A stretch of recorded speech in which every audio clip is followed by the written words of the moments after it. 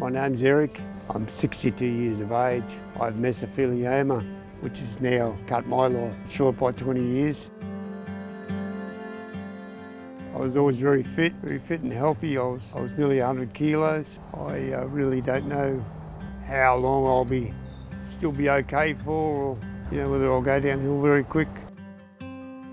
Eric's case was quite interesting because his exposure occurred in the 1990s and had no idea about the dangers of the product and was certainly not told or warned at a time where employers should have been enforcing the use of protective equipment.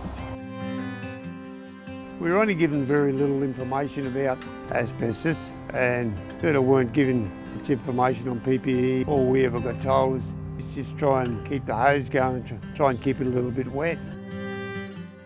The knowledge of the extreme dangers of asbestos were very well known, yet Eric in the 1990s removing a product from a building in Brisbane was never told about it.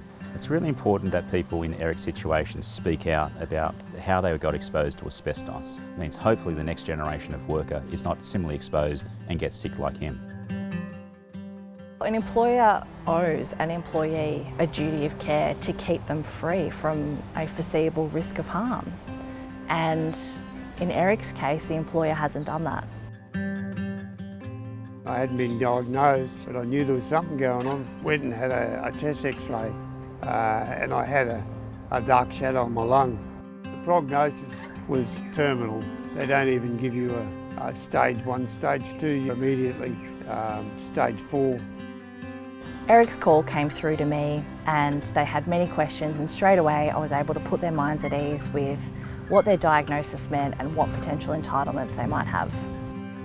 We weren't in a position to pay for someone to represent us in court or anything like that, and without Maurice Blackburn, no win, no fee. I don't know what I would have done. We would have lost everything that we had. Due to Eric's poor health, we expedited his claim. After we resolved Eric's claim, the defendant in his case, Amaca Proprietary Limited, which is formerly known as James Hardie, has actually refused to pay his settlement monies. The attack on compensation rights and the amount of compensation that they justifiably deserve is always under attack.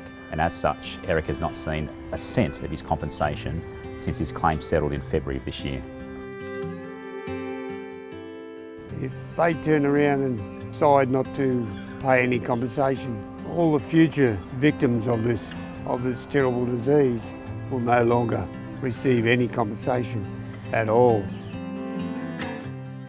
The AICF is the Asbestos Injuries Compensation Fund, and the essence of why the AICF has refused to pay Eric his full compensation is that they've adopted a fresh interpretation of their legal obligations, which were set over 20 years ago when the whole James Hardie compensation scheme was established. And so Eric, unfortunately, has been caught up in this fresh approach to the way in which the AICF is effectively avoiding its obligations to people like Eric to pay them full compensation.